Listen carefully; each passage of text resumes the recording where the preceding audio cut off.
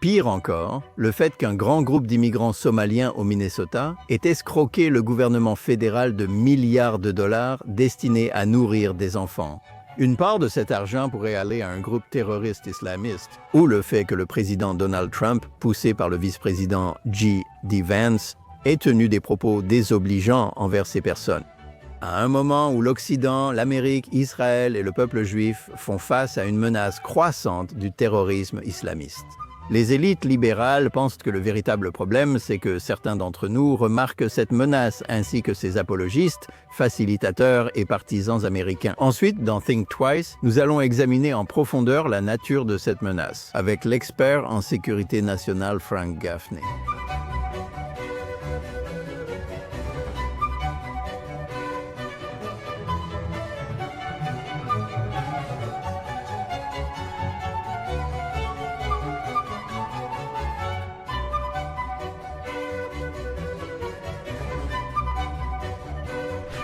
Bonjour et bienvenue dans Think Twice.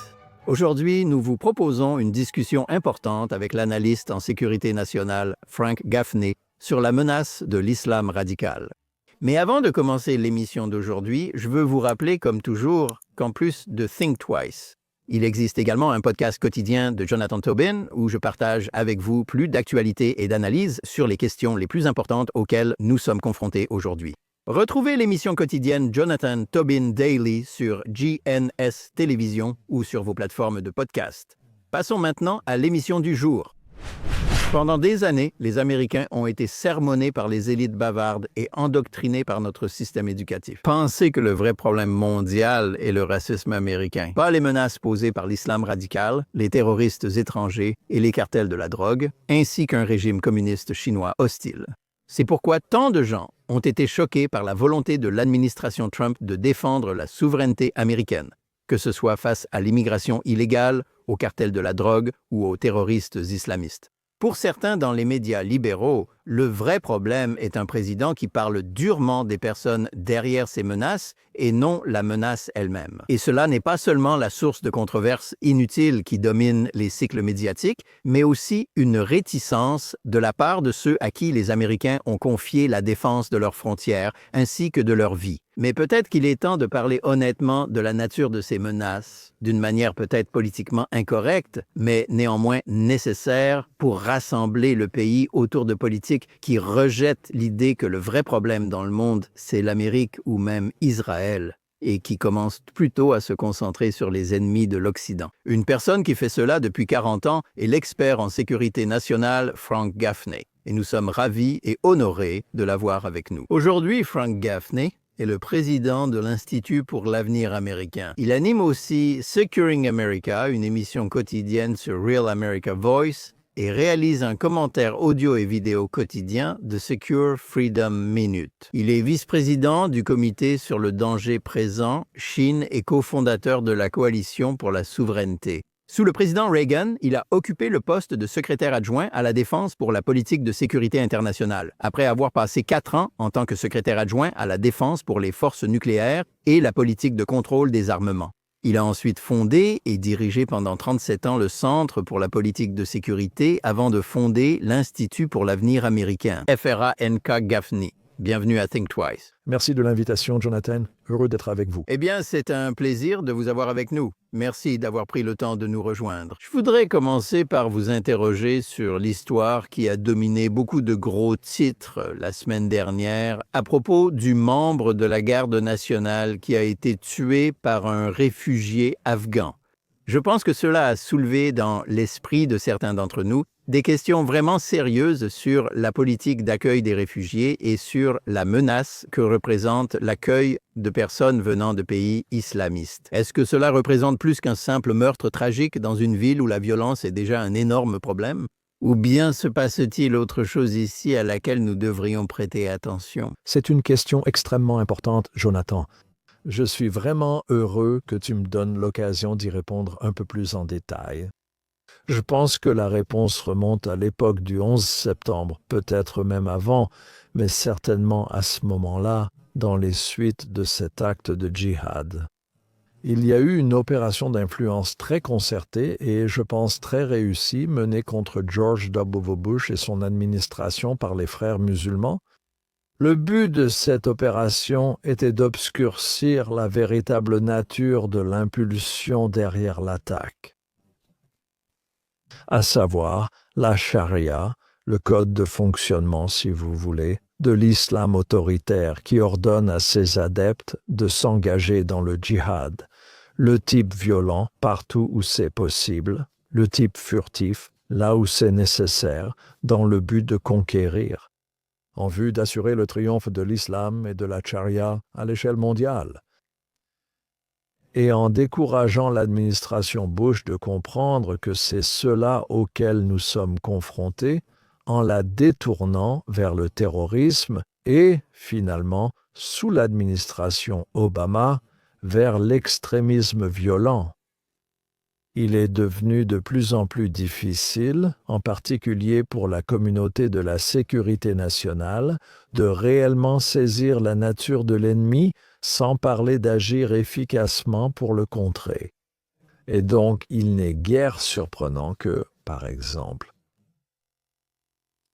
il a semblé être une bonne idée à l'administration Biden, après avoir abandonné l'Afghanistan aux talibans, d'amener 70 000, peut-être 100 000, principalement de jeunes hommes non accompagnés, dont presque tous, je crois, travaillaient en réalité pour les talibans, et non avec nous contre eux dans ce pays, de les installer sur des bases militaires, puis, en gros, de les laisser partir dans le cœur de l'Amérique à leur propre discrétion et selon leur propre calendrier. Et vous savez, nous réfléchissons soudainement à cette idée que, eh bien, peut-être que ce type, ce membre des forces spéciales afghanes qui a effectivement travaillé avec notre armée et qui apparemment, vous savez, n'était pas heureux ici et est devenu, d'après ce que nous dit Christina, de plus en plus radical pendant son séjour ici, je crois encore une fois, grâce au travail des frères musulmans. Soudainement, nous avions un homme qui n'était pas seulement un individu très dangereux en soi, mais, je crois, presque certainement le symptôme d'un problème bien plus vaste qui, heureusement jusqu'à présent, ne s'est pas pleinement manifesté, mais pourrait encore le faire. Et c'est que nous n'avons pas seulement ces Afghans qui ont été amenés légalement, nous avons, Dieu seul sait, je dirais probablement plus d'1 million, des djihadistes qui sont passés par les frontières ouvertes de Joe Biden, et puis un nombre assez important en plus, qui ont été cultivés, radicalisés et transformés en djihadistes adhérents à la charia. Nationaux, si vous voulez. Voilà le genre de choses auxquelles nous devons faire face à la suite de ce réveil brutal. Je pense, et je ne suis pas sûr que nous en soyons déjà là, il vaudrait mieux, parce que dans les 23 prochains jours environ, le président des États-Unis a demandé au secrétaire d'État, Marco Rubio, et au secrétaire au Trésor, Scott Bessent, de rédiger un rapport sur l'opportunité de désigner les frères musulmans ou l'une de leurs branches et subdivisions. Comme l'a indiqué le président dans un décret en les qualifiant de ce qu'ils sont, c'est-à-dire des organisations terroristes étrangères, et comme l'a également ajouté le gouverneur Greg Abbott du Texas, des organisations criminelles transnationales. Et je prie pour que le président reçoive de bons conseils de la part de ses principaux membres du cabinet et qu'il accepte ces conseils. Et nous verrons enfin une correction du genre d'échec catastrophique que mon ami Steve Cogman a qualifié ainsi, que nous avons constaté après le 11 septembre. Oui, je pense qu'il est important de se rappeler, vous savez, pour ceux d'entre nous qui s'en souviennent, que les gens ont la mémoire très courte. Que dans l'année, et pas seulement dans les jours et les semaines qui ont suivi le 11 septembre, mais aussi dans les années. Le président Bush, je pense, pour de nombreuses raisons, vous savez, très compréhensibles, on savait que c'était bien intentionné, il n'arrêtait pas de dire au pays que l'islam est une religion de paix, parce qu'il ne voulait pas qu'il y ait une énorme réaction de préjugés contre les musulmans dans ce pays, qui n'avait rien à voir avec le terrorisme.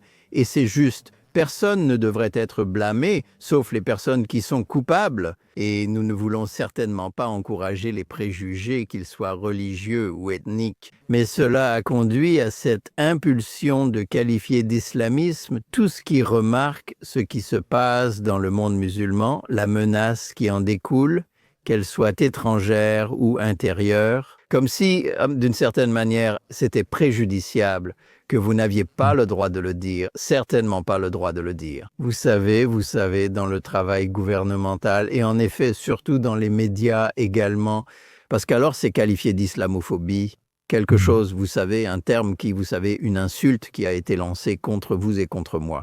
Mais qu'est-ce que l'islamophobie en termes réels de nos jours? De quoi parle-t-on réellement quand les gens utilisent ce mot? Eh bien, il s'agit de réprimer ce dont nous devrions parler. Permettez-moi de revenir sur votre point d'ouverture, car il est essentiel que nous le comprenions bien. Jonathan, si vous avez affaire à des personnes qui adhèrent à une idéologie qui les pousse à s'engager dans la conquête, le djihad violent ou une forme de djihad plus subversive et furtive.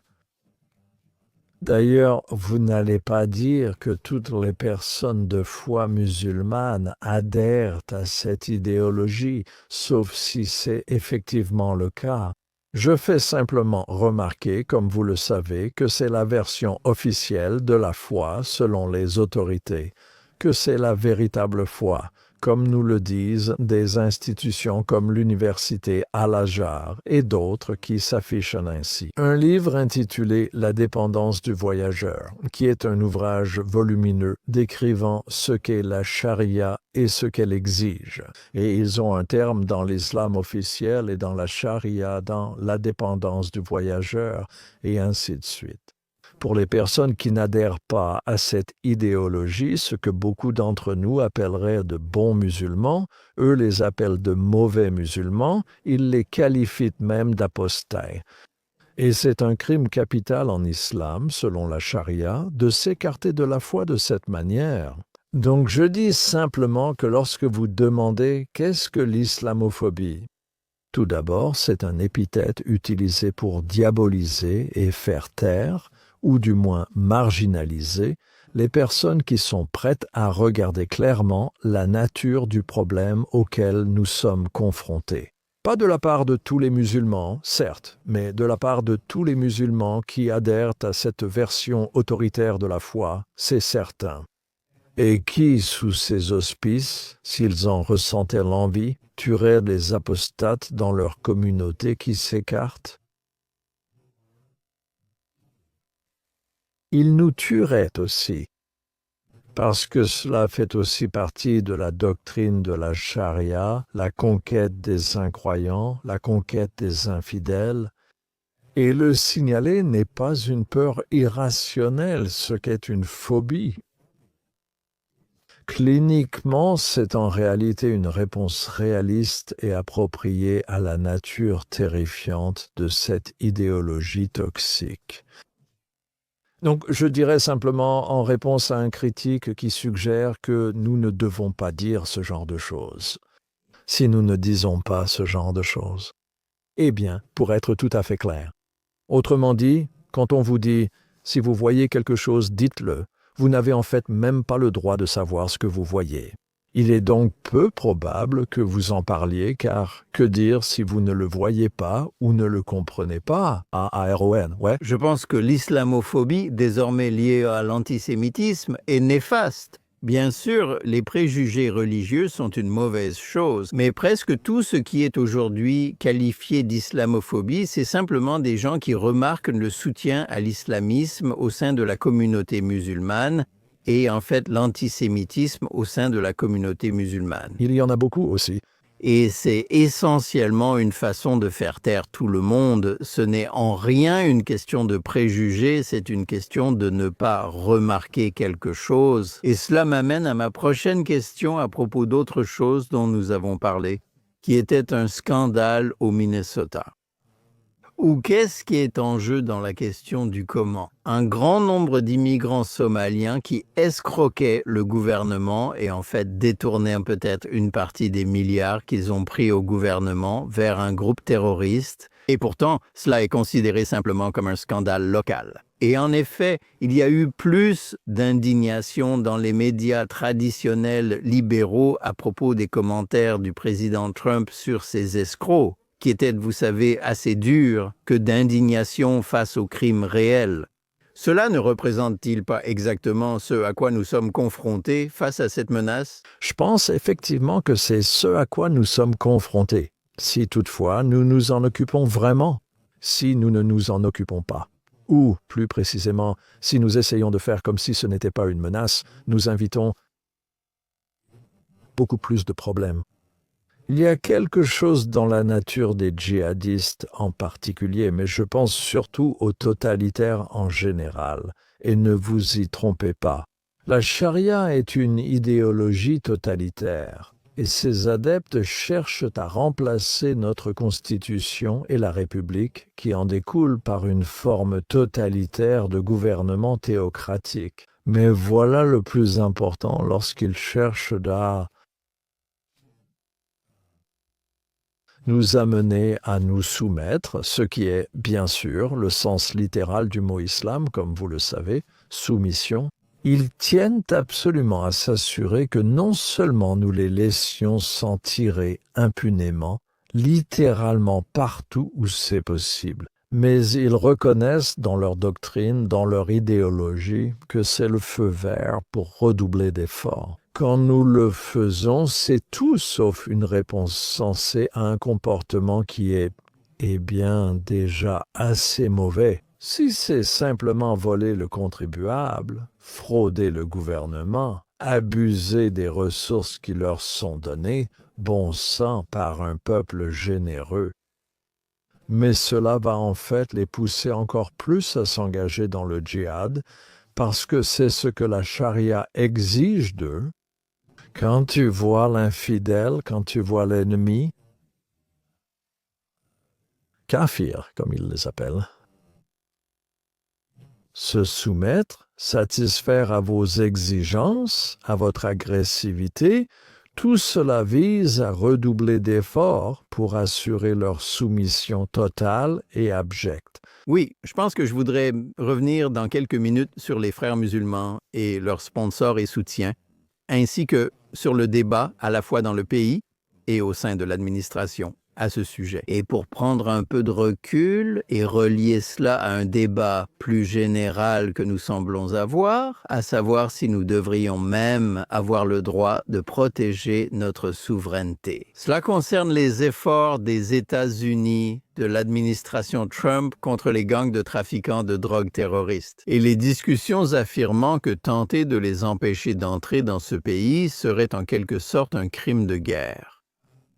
C'est lié à cela, n'est-ce pas? Je veux dire, c'est parce que nous nous désarmons face à l'islam radical. Il semble que cela ait, je pense, du moins je le crois, un lien avec notre manque de volonté de défendre notre frontière contre quoi que ce soit. Je crois que nous sommes confrontés non seulement à cette idéologie totalitaire particulière que j'appelle le suprémacisme de la charia. Faute d'un meilleur terme, nous sommes confrontés à deux autres. L'un, bien sûr, est... Je pense que c'est ce à quoi vous faites allusion ici, dans cette question sur notre souveraineté. Les mondialistes, les élites du monde entier, si vous voulez, qui pensent qu'ils ont une meilleure façon de gérer les choses, c'est-à-dire par eux-mêmes plutôt que par la volonté du peuple, sont déterminés à écraser notre souveraineté. C'est un programme majeur des Nations Unies, de l'Organisation mondiale de la santé, de l'Organisation maritime internationale, de toutes choses, qui essayait de créer une autorité pour nous taxer, et bien sûr, sans oublier le Forum économique mondial. Ces types ressemblent vraiment à des chefs de méchants de James Bond, les uns après les autres. Maintenant, c'est Larry Fake, après que Klaus Schwab-Stepp ait été évincé, en fait. Mais c'est une autre opération totalitaire qui cherche encore à remplacer notre république constitutionnelle par une qui leur convient. Et puis, bien sûr, il y a les communistes chinois, leurs amis, alliés, clients, colons, et ainsi de suite. Ces types ont aussi en tête une meilleure façon de gérer les choses, à savoir, conformément aux diktats du Parti communiste chinois. La chose importante à comprendre à ce sujet, cependant, c'est que, aussi horribles que soient toutes ces perspectives, ils sont prêts à mettre temporairement de côté leur poursuite de ces objectifs afin de joindre leurs forces, pour se débarrasser de nous, parce qu'après tout, nous sommes le principal obstacle à la réalisation de chacune de ces ambitions. Donc, une fois que vous avez déchiffré ce code, vous pouvez commencer à voir que vous n'avez pas affaire. Comme votre question l'indiquait, Jonathan, vous ne voyez pas seulement les gars de la charia, vous ne voyez pas seulement les élites mondiales, vous voyez les communistes chinois et leurs alliés tous en train de profiter, oui, de la frontière ouverte. Selon certaines estimations, je ne sais pas quelle est la bonne réponse, mais j'ai entendu parler de 10 000 à 20 000 soldats chinois qui ont été introduits dans notre pays pendant les années Biden. Comme je l'ai dit, il pourrait y avoir 1 million ou plus de djihadistes. Le nombre de mondialistes est probablement relativement faible, mais leur influence est assez considérable. Ces types sont déterminés à provoquer la chute de ce pays par des techniques de division et de conquête, à travers toute la litanie des techniques de guerre sans restriction que les Chinois ont employées, y compris la guerre biologique. Bon sang, et pour revenir à la question de la drogue, c'est de la guerre chimique, surtout avec ces opioïdes synthétiques comme le fentanyl. Et maintenant, les méthazines qui arrivent sur le marché. Ce sont toutes des formes de guerre contre un pays qui risque d'être abattu. Si nous ne prenons pas conscience de ce qui nous attend et n'agissons pas en conséquence. A-A-R-O-N. Oui. Je pense que c'est important. Vous faites partie du comité pour le danger présent en Chine qui est, vous savez. Si ce n'est pour sur un... À propos de... Oui, exactement. Comité du danger pour vous. Oui, comité, oui, contre le danger actuel, je pense, en ce qui concerne la Chine. C'est quelque chose qui vous préoccupe beaucoup en ce qui concerne la lutte contre ce qui se passe actuellement. Je pense que des chercheurs comme Neil Ferguson, ont dit que nous sommes en plein milieu d'une guerre froide avec la Chine, qui a déjà commencé. Beaucoup d'Américains ne veulent pas penser de cette façon. Ils veulent simplement continuer à faire des affaires avec la Chine et espérer que tout ira bien. Mais quelle est la nature de la menace à laquelle nous sommes confrontés ici? Et le fait est que vous l'avez lié au problème de la gestion de l'islamisme. Mais le canon vous savez, le canon, l'Amérique et l'Occident peuvent-ils gérer ces deux problèmes en même temps? Nous avons déjà du mal à admettre que nous devons juste nous défendre. Point. Oui. Eh bien, cela fait partie du génie de la marche à travers les institutions, comme on l'a appelé, à laquelle les communistes se sont livrés il y a des décennies. Et nous voyons les effets cumulatifs de cela à travers nos systèmes éducatifs et à travers, eh bien, maintenant les chefs d'entreprise, les figures politiques et d'autres élites dans ce pays. Tu as tout à fait raison. Ils ne veulent pas envisager l'idée que des arrangements qui leur ont convenu. Affaiblissant notre pays, dans certains cas, dévastant vraiment notre économie, par exemple, en volant notre propriété intellectuelle, en détournant notre argent, notamment dans le commerce, bien sûr, mais aussi de nos fonds de pension et d'autres véhicules d'investissement. En fait, non seulement dans la gueule du Parti communiste chinois, mais aussi dans le renforcement de son armée, qui est maintenant considérablement plus grande et à bien des égards plus performante que la nôtre. Et ils en tirent profit, beaucoup d'entre eux. Mais que ce soit par engagement idéologique et vous savez, par haine envers notre pays, ou que ce soit simplement parce qu'ils en tirent profit, nous voyons ce pays ne pas reconnaître ces différentes menaces, sans même parler de prendre les mesures que, pour faire court, j'appelle une guerre. C'est une mobilisation qui serait nécessaire, et nous en sommes aussi loin que possible. Même si je crains que l'effet cumulatif de tout cela rejoint ce que j'ai dit sur les islamistes, encouragés par ce qu'ils voient comme notre faiblesse. Il en va de même pour les communistes, Et cette armée que nous avons aidé à construire, ils croient maintenant qu'elle est prête pour la prochaine phase de la guerre. Il y a eu la guerre sans restriction, il y a eu la guerre populaire, il y a eu ce genre de schéma de gouvernance mondiale que Xi Jinping met maintenant en avant avec les mondialistes, bien sûr. Mais il y a une réelle possibilité, Jonathan, qu'une guerre ouverte, le genre de guerre à l'ancienne, soit également en perspective. Surtout si ces trois éléments unissent leurs efforts contre nous. Donc, encore une fois, ce qui m'inquiète, c'est en partie ce que ces élites nous font subir. Et c'est en partie qu'ils sont ce que les Chinois appellent des élites capturées, et qu'ils exploitent ces gens-là très efficacement et à notre grand détriment. Aaron Jr. Oui, je pense que la question avec la Chine, je pense que, vous savez, vous étiez là pendant l'administration Reagan lorsque la guerre froide était en train d'être remportée avec succès. Et dans la décennie qui a suivi, beaucoup d'Américains sont tombés amoureux de l'idée de la fin de l'histoire, simplement de cette idée. Nous allons nous développer, faire des affaires et exporter la démocratie partout. Je me souviens avoir visité la Heritage Foundation à la fin des années 90, alors qu'elle était différente d'aujourd'hui et j'ai maintenant d'autres problèmes avec elle.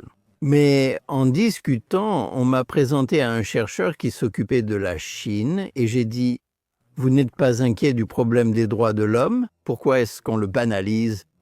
C'était à l'époque où nous votions encore, le statut commercial le plus favorable pour eux, chaque année. Enfin, Clinton et George W. Bush ont permis à la Chine d'acquérir assez de pouvoir pour être aujourd'hui une telle menace pour nous. Et c'est comme si les gens ne voulaient pas croire que les conflits continuent. L'histoire ne s'arrête pas et je vois encore beaucoup de ce même état d'esprit aujourd'hui chez beaucoup de gens. Et c'est aussi des deux côtés de l'échiquier politique qui ne veulent pas reconnaître cela. Nous sommes dans une véritable lutte. Oui, eh bien, écoute, j'ai une théorie à ce sujet que je vais partager avec toi. Je pense que la plupart des Américains sont préoccupés par leur vie quotidienne, à mettre de la nourriture sur la table. Qu'est-ce qui se passe au bureau, les enfants qui grandissent, qui reçoivent une bonne éducation, tout le reste? En partie, ils se complaisent dans l'idée que c'est tout ce dont ils ont vraiment besoin de se préoccuper parce qu'ils ont élu d'autres personnes pour s'occuper de tout le reste. Et quand les personnes qu'ils ont élues ne leur disent pas vraiment qu'il y a d'autres choses dont il ferait mieux de s'inquiéter et auxquelles ils devraient s'impliquer, ils sont parfaitement contents d'ignorer tout cela. Peut-être, vous savez, le petit peu de preuve que c'est le cas, qu'ils recueillent dans les médias ou auprès de voisins ou de collègues ou quoi que ce soit d'autre. Et l'aspect curieux et tragique de cela, c'est que je constate que les politiciens qui ont de nouveau été engagés dans le but de se concentrer sur ces autres choses prennent l'apparente indifférence de leurs électeurs à propos de tout cela comme une preuve qu'ils n'ont pas non plus à s'inquiéter de ces choses-là, ou qu'ils ne devraient au moins pas déranger leurs électeurs pour leur annoncer de mauvaises nouvelles. Et ça s'entretient en quelque sorte. Les politiciens n'en parlent pas, les électeurs n'en entendent pas parler, les électeurs n'en parlent pas, les politiciens ne s'y intéressent pas. Et vous savez, on est un peu, comme on dit, en train de marcher en somnambule vers l'oubli dans ce processus. Une partie de ce que nous essayons de faire à notre Institut pour l'avenir américain et les différentes coalitions que vous avez mentionnées, dont l'une, le Comité sur le danger présent Chine, qu'il parraine. Nous avons une coalition pour la victoire qui se concentre, comme déjà dit, sur le problème de suprématie de la charia. Nous avons une coalition pour la souveraineté qui se concentre sur les efforts mondialistes visant à abattre notre souveraineté. Nous en avons une qui aborde en quelque sorte le contexte plus large dans lequel tout cela se déroule, qui est, je pense, une guerre spirituelle. Et c'est notre coalition pour sauver les chrétiens persécutés. Mais peu importe sur laquelle vous vous concentrez ou celle à laquelle vous voulez penser. Leur principal travail consiste simplement à essayer de sensibiliser à des choses dont vous n'avez pas besoin. Les habilitations de sécurité ne nécessitent pas d'accès à toutes les technologies de collecte sensible. Vous avez juste besoin de prêter un minimum d'attention et vous réaliserez que nous le pouvons. Vous savez, un ami à moi vient de me donner cette réflexion parce qu'elle est tellement parfaite. Une fille que j'ai appris à estimer énormément. Une collègue du nom de Dr. Karen Sigmund, elle était la présidente de l'UM là-bas, appelée American Freedom Alliance. Et elle fait une petite variation sur la vieille question. Vous savez, si un arbre tombe dans la forêt et que personne n'est là pour l'entendre, fait-il quand même du bruit? Et elle dit, s'il y a une guerre en cours et que personne n'y prête attention, peut-on quand même la perdre?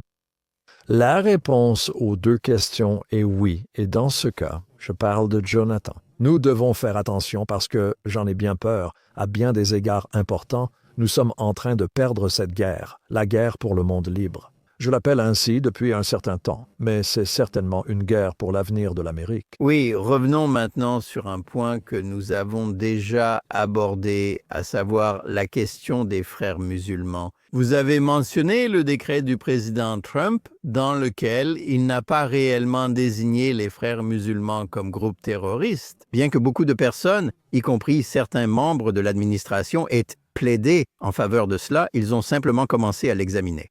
Et cela soulève la question, pourquoi nous rendons-nous sans défense face à ce qui est réellement une influence considérable, une opération menée par le Qatar? Qui est le sponsor, l'hôte, le financier des frères musulmans et qui est aussi un gouvernement avec lequel l'administration Trump s'est rapprochée ces derniers mois?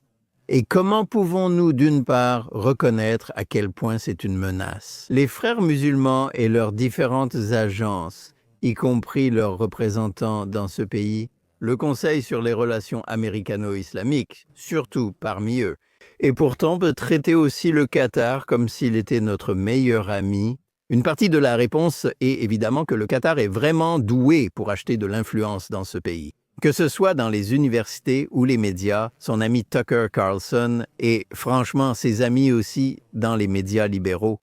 Que se passe-t-il ici? Eh bien, je pense qu'on peut commencer par sa corruption, qui était autrefois réellement un acte criminel. Certainement pour les politiciens qui acceptent des pots de vin, on peut dire que les personnes qui permettent que leur pays soit trahi à leur profit personnel par ses ennemis sont concernées. Et encore une fois, c'est vrai pour les communistes, comme je l'ai suggéré plus tôt, et dans une certaine mesure, je pense que c'est aussi le cas pour ces types du Forum économique mondial. Pékin et Doha distribuent tous les deux beaucoup d'argent à Washington. Il y a beaucoup d'argent autour de vous. Beaucoup, comme vous le savez, comme je pense que Mike Pridgent l'a dit, de nombreux lobbyistes sur K Street dépendent du Qatar pour payer leur hypothèque. Et c'est pareil pour la Chine. Tu paries que c'est de l'argent facile? Et tant que tu n'es pas tenu responsable de le prendre et de payer ton hypothèque avec, ou quoi que tu fasses d'autre, tu vas continuer à le faire. C'est l'une des raisons pour lesquelles je peux sans honte faire la promotion d'un livre que nous avons publié il y a quelques années, intitulé « L'acte d'accusation », poursuivre le Parti communiste chinois et ses amis pour crimes contre l'Amérique, la Chine et le monde. L'idée principale de ce livre, issue de nos webinaires, environ 220 à ce jour, concerne le type de guerre sans restriction dans laquelle les Chinois se sont engagés. Nous en avons beaucoup appris et nous en avons mis une partie dans ce livre concernant la capture de nos élites. C'est essentiellement le même mode opératoire que celui des Qataris. C'est essentiellement le même mode opératoire que nous avons vu d'autres communistes utiliser au fil des années. Et il s'agit de trahir notre pays. Et l'idée de l'acte d'accusation était, au minimum, que nous devrions poursuivre ces personnes devant le tribunal de l'opinion publique. Je pense que vous pourriez probablement aller devant les tribunaux de l'article 3 si vous vous en donniez la peine, et nous devrions le faire. Mais au minimum, nous devrions vraiment porter atteinte, au moins à leur réputation, à des personnes comme Larry Fink, Jamie Dimon et Brian Moynihan. Ce sont BlackRock, John Pierpont Morgan et Bank of America, par exemple. Nous n'avons rien fait de tout cela. Je veux dire, Eric Swalwell a carrément couché avec une espionne chinoise. Jusqu'au changement de majorité à la Chambre, il restait président d'un des principaux sous-comités du comité du renseignement. Il est toujours, je crois, membre de ce comité. Si je ne me trompe pas, peut-être qu'ils l'ont retiré, mais il est toujours membre de la Chambre des représentants des États-Unis. Je veux dire, c'est le genre de choses qui nous est arrivé, et je pense que c'est en partie une conséquence de la façon dont nous avons été divisés, distraits et bercés par l'idée que nous,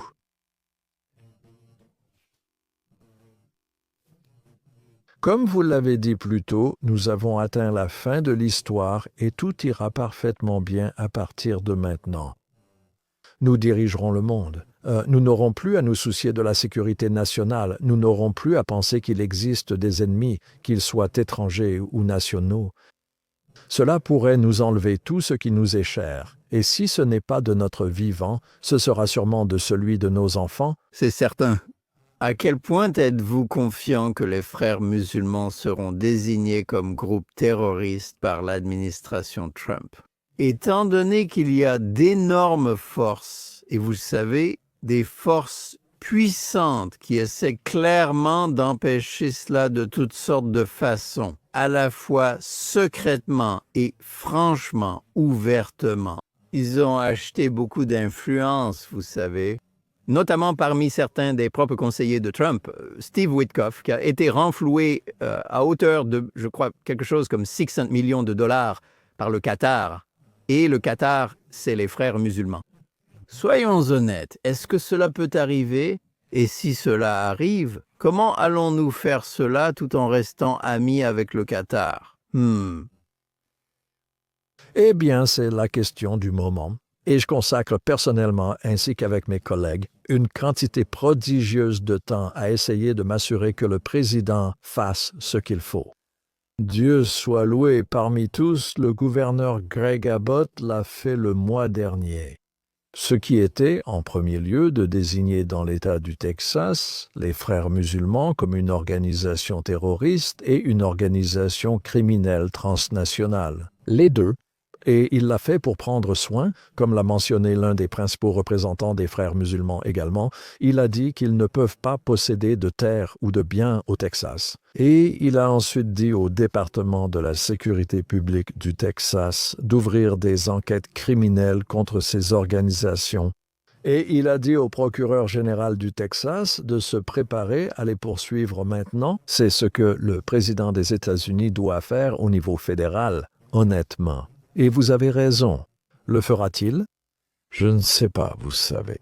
Laura Loomer a beaucoup parlé de l'idée qu'il allait faire à peu près ce que Greg Abbott a fait jusqu'à 2 semaines avant qu'il n'annonce ce processus. C'est maintenant établi pour que le secrétaire d'État, d'une part, et le secrétaire au Trésor, d'autre part, puissent le déterminer. Wow, qui est une organisation terroriste étrangère?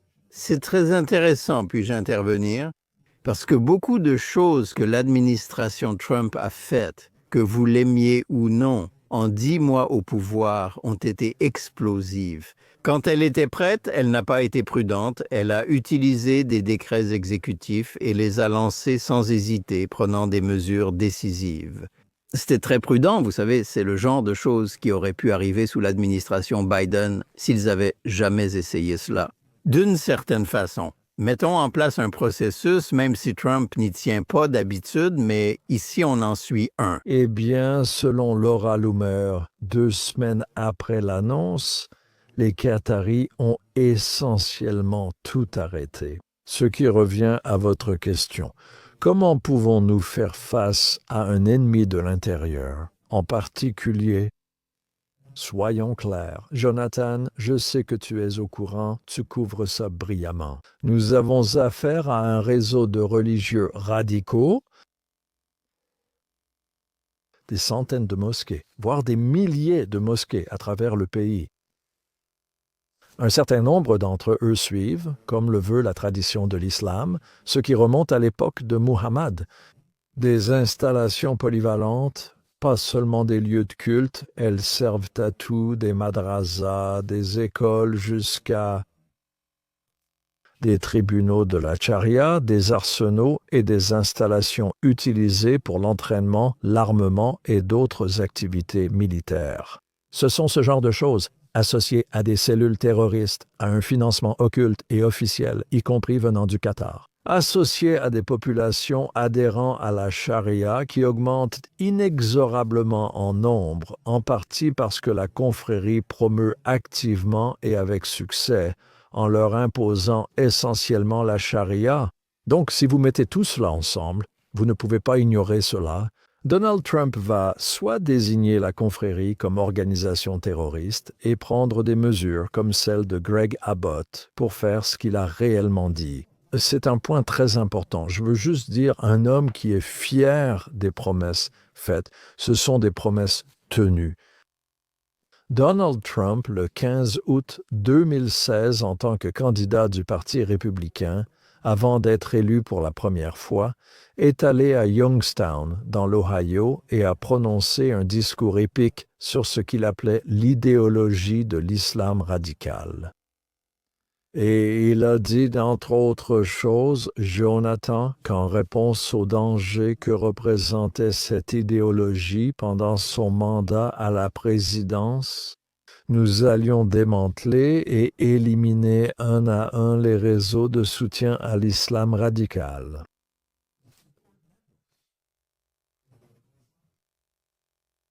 Maintenant, si cela ne décrit pas les frères musulmans, je ne sais pas de quoi tu parles, mais je dis juste qu'il choisira soit de faire cela, ce qu'il a promis de faire, démanteler et éliminer un à un ces réseaux de soutien, ou alors il livrera notre pays aux djihadistes.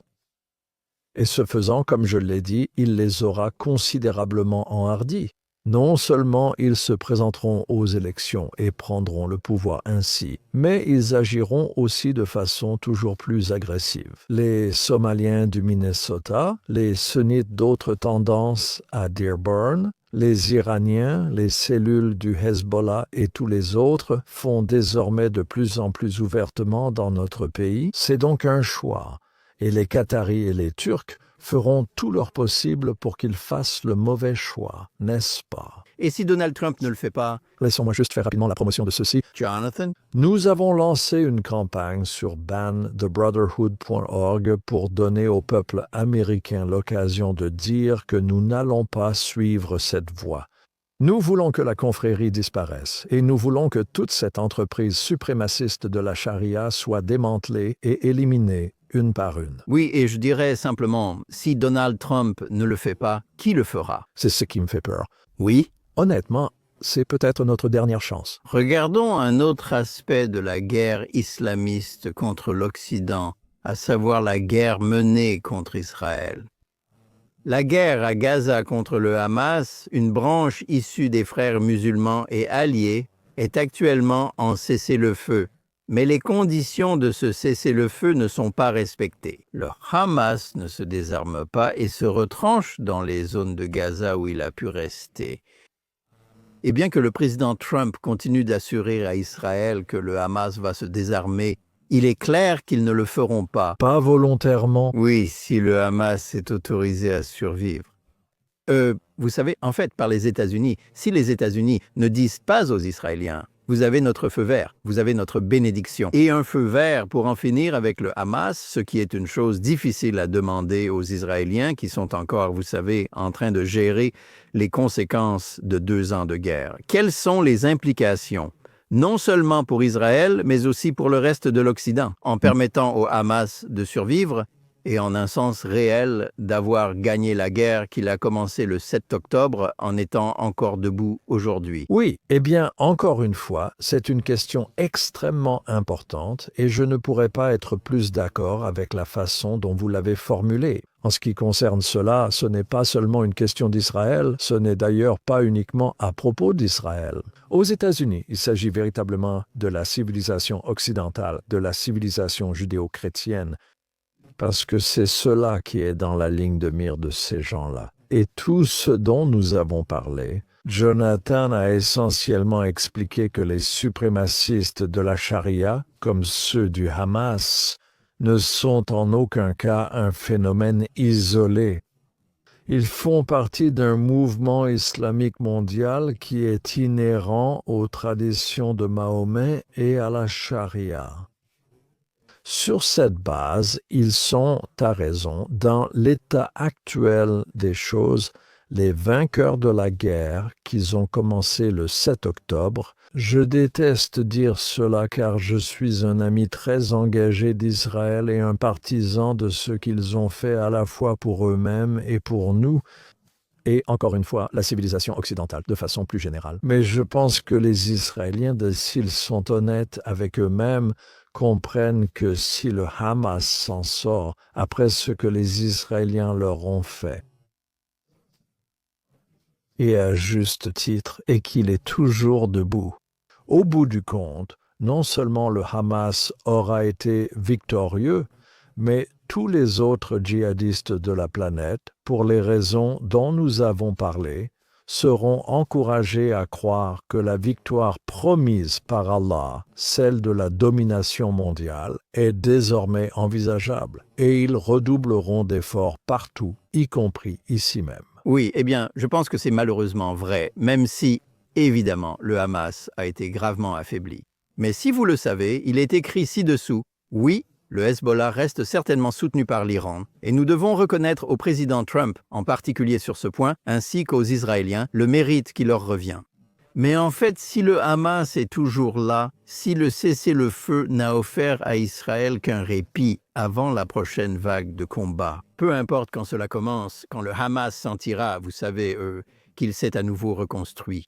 Alors, peut-être autant qu'évidemment, les gens en Israël étaient ravis de la libération des otages restants. Ils sont heureux que les réservistes rentrent chez eux après 2 ans de combat contre quelque chose qui est, vous savez, l'expérience vécue par les Israéliens ces 2 dernières années n'a pas été connue par les Américains depuis la Seconde Guerre mondiale. C'est une véritable défaite pour la lutte contre la menace islamiste envers l'Occident. Si c'est le dernier mot, je pense que oui. La question se pose. Merci d'avoir évoqué les otages, Jonathan, car comme on l'a souvent discuté dans mon émission Sécuriser l'Amérique, c'est important. La combinaison d'une politique visant à détruire le Hamas comme objectif de guerre et de libérer tous les otages comme objectif de guerre est inévitablement conflictuelle, aussi compréhensible, aussi sympathique et morale soit-elle. Et tout cela alors que l'attachement du peuple israélien à faire sortir ces 250 otages, ou quel que soit leur nombre, était très fort, et un grand nombre d'entre eux ont effectivement été libérés, Dieu soit loué. Cela entrait en conflit avec l'autre objectif de guerre, au point que l'ennemi est maintenant victorieux. Et il y a une distinction. Je pense que c'est une certitude, honnêtement, qu'Israël devra revenir et essayer de faire le travail la prochaine fois. Et ce sera probablement beaucoup plus difficile de le faire. Et voilà le problème. Si Israël doit le refaire, les dégâts causés par ce processus en termes de soutien à Israël aux États-Unis, particulièrement chez les jeunes qui seront inévitablement de plus en plus influents dans la politique et les décisions américaines à l'avenir. Il n'est pas tout à fait certain qu'Israël bénéficiera du soutien fort des États-Unis dont il a profité jusqu'à présent, pour la plupart, des exceptions notables étant certaines des politiques de Biden et franchement même certaines des politiques de Trump-Witkoff d'ailleurs. Mais pour la plupart, vous savez, nous les avons soutenus et c'est quelque chose de très inquiétant. Parce que si nous assistons effectivement à la fin d'Israël, Dieu nous en préserve, ce ne sera qu'une question de temps avant que ce soit aussi la fin de l'Amérique. Et je pense que la civilisation occidentale, plus généralement, et que c'est tout. Cela peut sembler exagéré, cela peut sembler être une déclaration trop dramatique, mais honnêtement, je pense que, surtout quand on combine ces 3 éléments qui cherchent notre destruction, ce n'est vraiment pas à exclure. Et permis, en partie, non seulement par ces élites, mais aussi par beaucoup d'autres Américains, mécontents qui pensent simplement que cela n'a plus vraiment d'importance, qu'il y ait ou non des États-Unis, ou si les États-Unis restent une république constitutionnelle, du moins. Oui, et je pense que, tu sais, tu soulèves un point important et tu as fait référence il y a quelques minutes, toi, l'héritage judéo-chrétien, qui est quelque chose auquel nous tenons tous les deux et auquel, tu sais, je pense que la plupart des Américains tiennent aussi. Et tu sais, ce revirement contre Israël qui est très, très fort à gauche. C'est en quelque sorte devenu l'orthodoxie dominante à gauche, mais cela a aussi gagné du terrain à droite. Et tu sais, je vais encore invoquer son nom. Tucker Carlson, pour de nombreux conservateurs, était un héros durant l'été Black Lives Matter 2020. Depuis sa tribune sur Fox, il s'en prend à l'héritage judéo-chrétien. Il est en guerre contre lui, il est en guerre contre les sionistes chrétiens. Et tu sais, c'est, je pense, pour beaucoup d'entre nous, profondément effrayant, simplement parce que nous savions qui étaient les ennemis à gauche. Et s'il y a maintenant un nombre croissant de personnes à droite qui sont prêtes à reprendre certains des mêmes thèmes, influencés par le Qatar ou dictés par leurs préjugés. Et je pense que la réponse de certaines personnes au sein de ce qu'on pourrait appeler l'écosphère conservatrice a été que, eh bien, la chose la plus importante, c'est que nous ne devrions pas faire de sélection, nous ne devrions pas critiquer les personnes qui sont de notre côté du spectre. En conséquence, il n'y a pas que la gauche qui banalise l'antisémitisme et l'antisionisme qui sont en grande partie la même chose. Certaines personnes à droite le font aussi aujourd'hui. Eh bien, vous savez, lorsque Donald Trump a d'abord inventé le terme « America First », certains se souvenaient de la version de Charles Lindbergh d'America First. Et je pense qu'avec le temps, ce que Donald Trump a établi, c'est que ce n'était pas du tout ce qu'il avait en tête. Il voulait dire une Amérique forte, une Amérique qui pratiquait la paix par la force. Oui, il voulait que nos alliés prennent une plus grande part du fardeau de la défense de la civilisation occidentale. Mais il ne faisait aucun doute qu'il considérait les États-Unis comme, en fin de compte, le défenseur le plus important de la liberté, et que nous ne garderions pas la nôtre très longtemps si le reste du monde civilisé était perdu.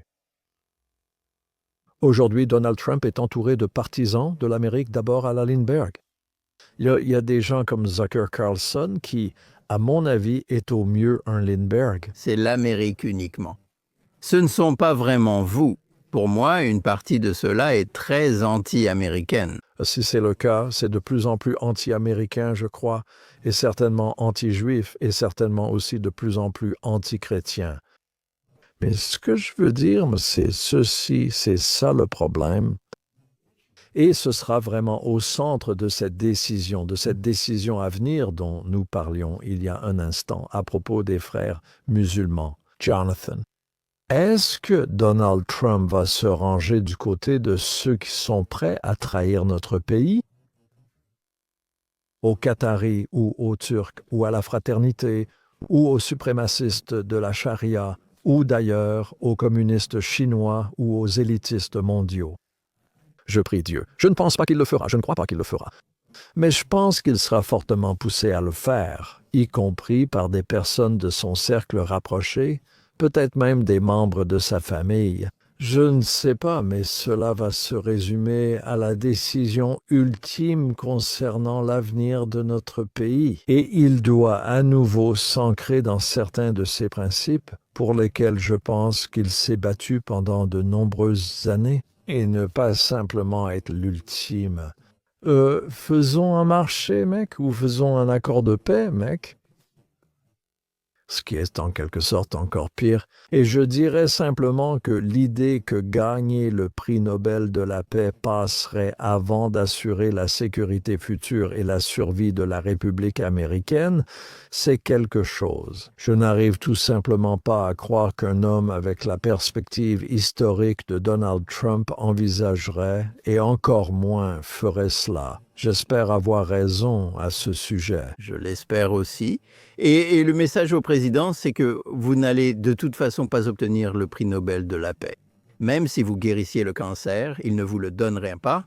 Défendez donc notre souveraineté et protégez-nous des frères musulmans et de leurs alliés. Oui, Amen, oui, amen. Eh bien, Franck, merci beaucoup d'être venu dans notre émission et pour tous vos éclairages. Pouvez-vous expliquer à nos auditeurs et téléspectateurs comment découvrir votre travail et où voir votre émission? bien sûr. Eh bien, tout d'abord, merci de m'avoir invité et merci pour cette conversation au long format qui nous a permis d'explorer en profondeur ce sujet vraiment important. Et j'espère que cela aidera à résoudre ce problème dont nous parlions, à savoir sensibiliser le peuple américain. Je présente l'émission Sécuriser l'Amérique sur Real America's Voice chaque jour. Vous pouvez la suivre sur Real America's Voice ou sur securingamericasubstack.com. Mon travail principal consiste à diriger l'Institut pour l'avenir américain, qui est une organisation relativement nouvelle. Elle existe pour, encore une fois, sensibiliser et équiper le peuple américain ainsi que ses représentants élus avec les faits dont nous avons besoin pour survivre dans un monde très dangereux. À travers ces 5 coalitions que j'ai mentionnées, il y a un instant, la 5e d'ailleurs essaie de s'assurer que l'armée américaine redevienne grande. Parce que nous allons en avoir besoin, j'en ai bien peur, n'est-ce pas? Effectivement, très rapidement. Vous pouvez suivre tout cela sur usfuture.org. Cela vous dirigera vers les sites web des coalitions, également très riches en contenu. Je vous encourage à le faire et, si possible, à soutenir notre travail. Beaucoup de gens me demandent, quand ils entendent ce genre de discours, que devons-nous faire à ce sujet? Et je pense que la chose la plus simple, c'est que tout le monde ne peut pas le faire. Mais la chose la plus simple pour la plupart d'entre nous, qui ne pouvons vraiment pas faire beaucoup plus que cela, c'est de soutenir ceux d'entre nous qui sont dans la lutte. Et j'espère que vous le ferez, usfuture.org. Eh bien, merci Franck, et nous voulons aussi remercier notre public. N'oubliez pas d'écouter chaque jour l'édition de Jonathan Tobin, disponible sur toutes les plateformes de podcast. Et que vous nous écoutiez sur l'un de ces podcasts ou que vous nous regardiez en direct. Sur Facebook ou X ou sur JNS Télévision, veuillez aimer et ou vous abonner à JNS Télévision. Activez la cloche pour recevoir les notifications. Laissez-nous un avis et écrivez à Think Twice chez jns.org pour partager où vous suivez l'émission et vos impressions. Et souvenez-vous, continuez à lire et à réfléchir par vous-même et nous nous reverrons la semaine prochaine.